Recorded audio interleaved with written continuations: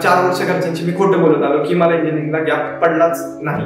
मी म्हणेन की माझ्या आयुष्यात हा इंजिनिअरिंगला पडलेला गॅप हा म्हणजे एक माझ्या आयुष्यातलं एक डेव्हलपिंग इयर होतं माझ्यासाठी। ते मी त्यामध्ये स्वतःला खूप काही डेव्हलप करून घेतलं, खूप काही गोष्टी शिकलो, खूप काही आपल्याला करावं काय लागेल लाईफमध्ये, ऍक्च्युली गोल काही सेट करावं लागेल, कशा पद्धतीने राहावं लागेल। स्टार्टिंगला जो कोविडचा जो फॉल होता त्यामध्ये अंदाजपंची लागलेले जे सगळे ट्रेड होते त्यामध्ये प्रॉफिटेबल राहिले होते, त्यातून एक पोर्टफोलिओ मी तयार झाला। लॉस मधून रिकव्हर व्हायला जवळपास 6 ते 7 महिने गेले। त्या लॉसने पण काही भरपूर अशा काही गोष्टी शिकवल्या। मार्केटमध्ये जी 10% असतो तर 10% तुमचा स्टडी असतो आणि 90% जी इम्पॉर्टंट आहे ती तुमची सायकोलॉजी आहे।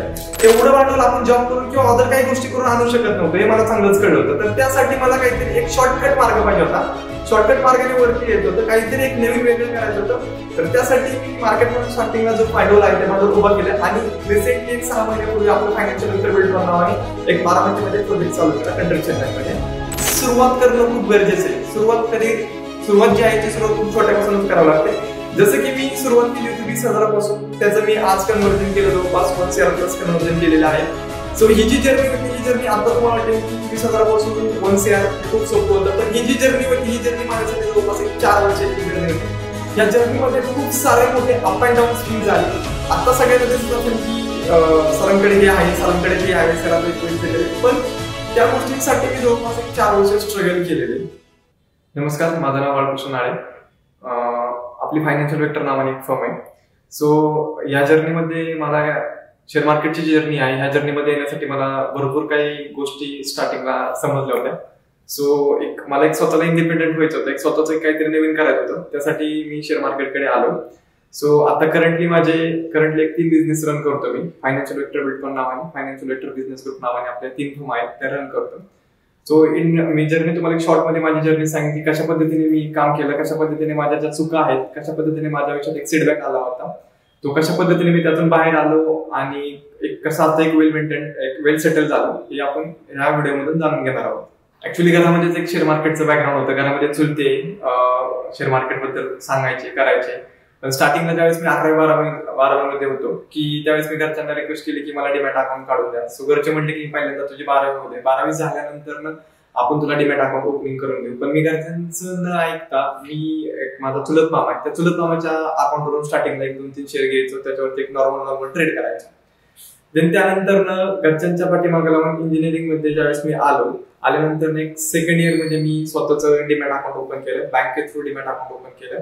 त्यानंतर चुलत्यांच्या थोडंसं गाईडलाईन नुसार मी तिथे काम करायला चालू केलं होतं। स्टार्टिंगला मी 10वी पासूनच स्कॉलर पोरगा होतो। 10वीला मी गुरुकुलमध्ये होतो। 10वी नंतर 11वी-12वीला गेल्यानंतर मला कॉलेजची हवा लागली। कॉलेजची हवा लागल्यानंतर माझे जे पर्सेंटेज आहेत ते पर्सेंटेज डायरेक्टली कमी आले। ते पर्सेंटेज कमी आल्यानंतर घरचे मला खूप काही ऑर्डर केला की आम्ही तुझ्यासाठी एवढं सगळं करतोय आणि तू काहीच करत नाहीये। त्यानंतर कळलं की आपल्याला हे जे एज्युकेशन सिस्टम आहे, ह्या एज्युकेशन सिस्टम मध्ये आपला काही टिकावं लागणार नाही, आपल्याला थोडंफार वेगळं काहीतरी करावं लागेल। तर त्यासाठी मी 12वी मध्येच असताना मी मॉडेलिंगचा थोडासा एक नाद लागलेला, फोटोशूट वगैरे करायचो। तर त्या गोष्टीमध्ये एक थोडासा एक उदरनिर्वाह एक थोडंफार एक बेसिक अमाऊंट मिळायचे आपल्या, त्यामध्ये 100-50-200 रुपये मिळायचे, त्याच्यावरती थोडंफार काम चाललं। त्यावेळेस मॉडेलिंग क्षेत्राला पण एक क्रेज होती। 2016-17चा काळ होता त्यामध्ये। देन मी इंजिनिअरिंग फर्स्ट इयरला ऍडमिशन घेतलं। घरच्यांच्या सांगण्यावरून ऍक्च्युअली मी इंजिनिअरिंगला ऍडमिशन घेतलं। मला ऍक्च्युअली जायचं होतं IT फील्डमध्ये, पण घरचे म्हणले की पहिल्यांदा तू म्हणजे घरचं जे फॅमिली बॅकग्राऊंड होतं त्यांचं एक सिव्हिल मध्ये होता। सो घरच्यांचं ऐकून मी सिव्हिलसाठी ऍडमिशन घेतलं, फर्स्ट इयरला ऍडमिशन घेतलं माळेगाव इंजिनिअरिंग कॉलेजमध्ये।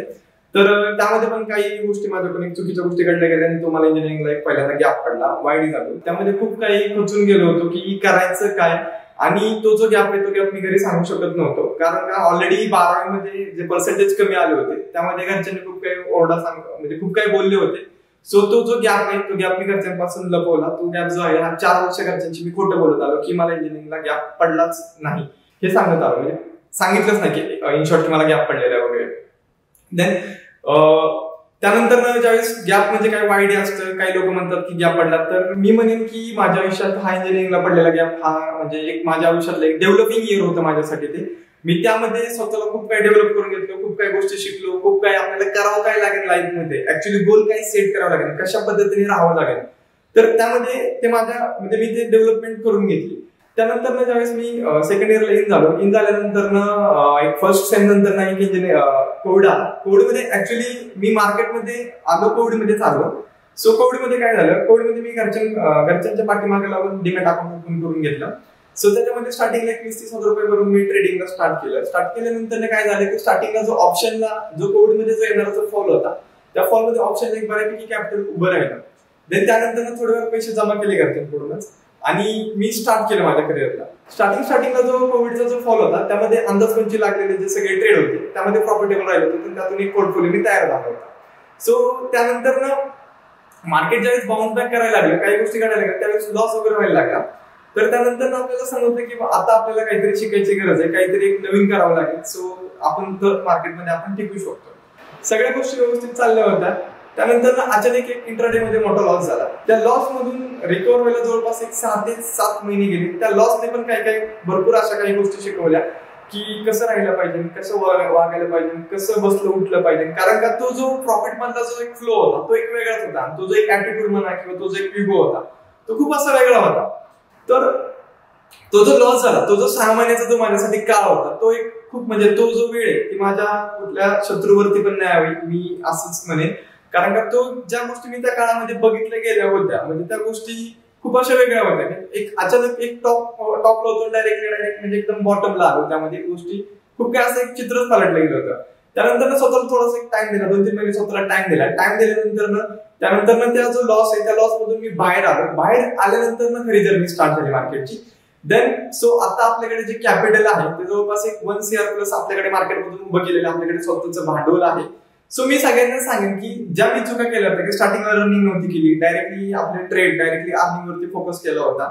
देन माइंड स्टेबल नव्हता, एक चंचल होतो, खूप साऱ्या गोष्टी म्हणजे त्यामध्ये मी त्या जो लॉसची जी फेज होती त्या लॉसच्या फेजमध्ये मी ज्या गोष्टी बघितल्या होत्या त्या गोष्टी अवॉइड करा. आणि सिंपल मार्केटमध्ये टिकायचं असेल तर मी तुम्हाला सजेशन देईन, इक्विटीचं मार्केट आहे मित्रांनो, किंवा तुम्ही सिंपल एक फॉर्म्युला वापरू शकता, कंपाऊंडिंग इंटरेस्टचा फॉर्म्युला आहे. त्या कंपाऊंडिंग नुसार तुम्ही कंपाऊंडिंगची जी ताकद आहे, कंपाऊंडिंग नुसार जी तुमची जी वेल्थ जी क्रिएट होऊ शकते, तर ती कंपाऊंडिंगची जी वेल्थ आहे ते खूप इंटरेस्टिंग आहे. 1%च्या रोलने जरी तुम्ही मार्केटमध्ये जर काम केलं.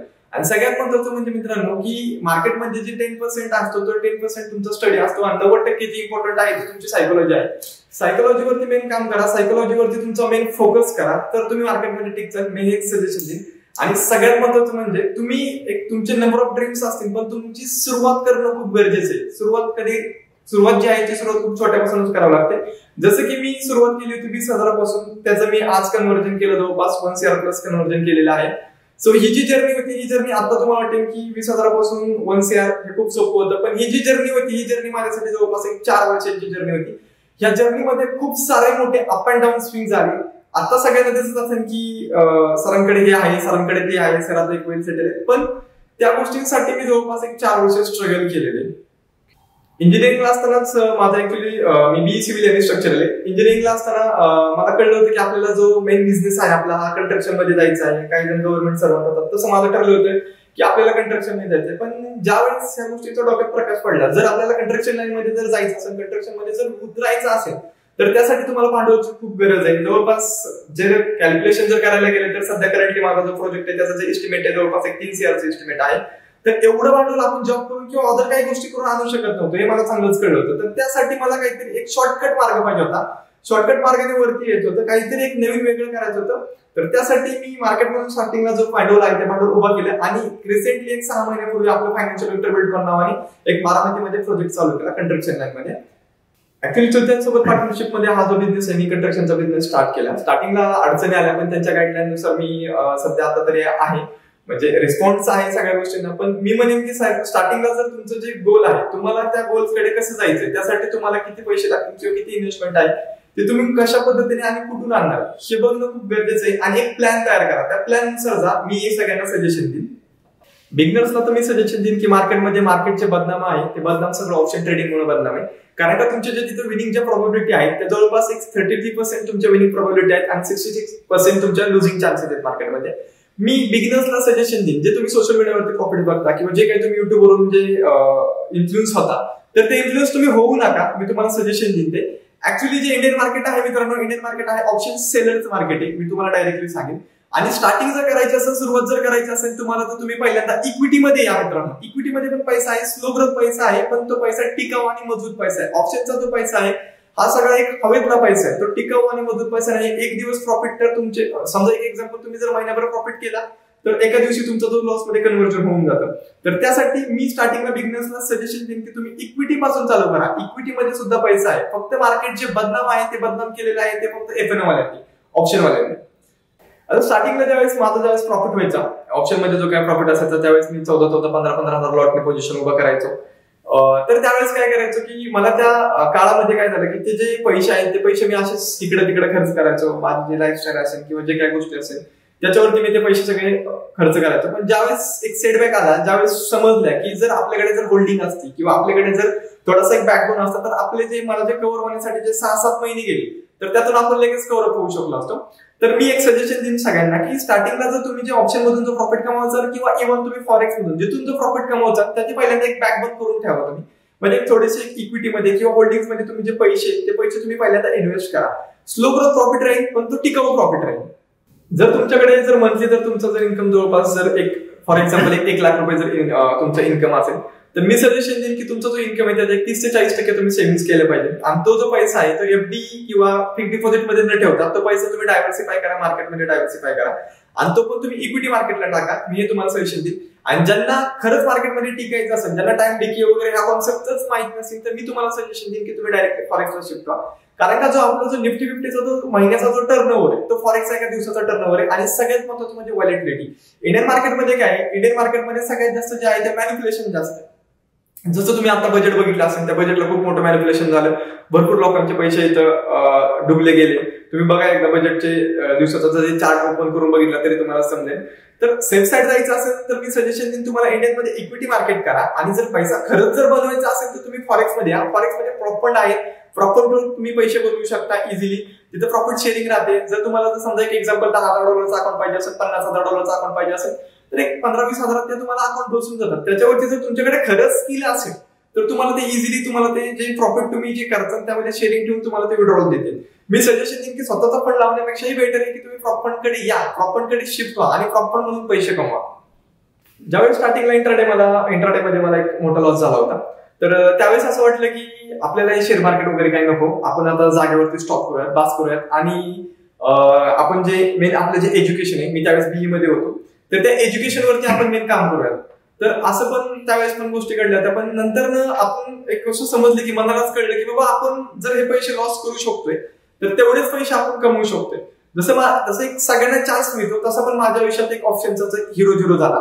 त्या हिरो झिरो मध्ये माझे जवळपास जी अमाऊंट गेली होती त्याचे 50 ते 60% अमाऊंट कव्हर झाले ते एकदम सिंगल ट्रेड मध्ये. आता फक्त टाइम द्यावा लागतो, त्यानुसार त्या गोष्टी घडतात.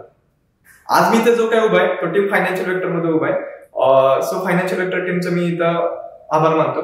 इथे येऊन बोलण्याची मला रिअल टॉकने जी संधी दिली त्याबद्दलही त्यांचा मी आभार मानतो. थँक्यू.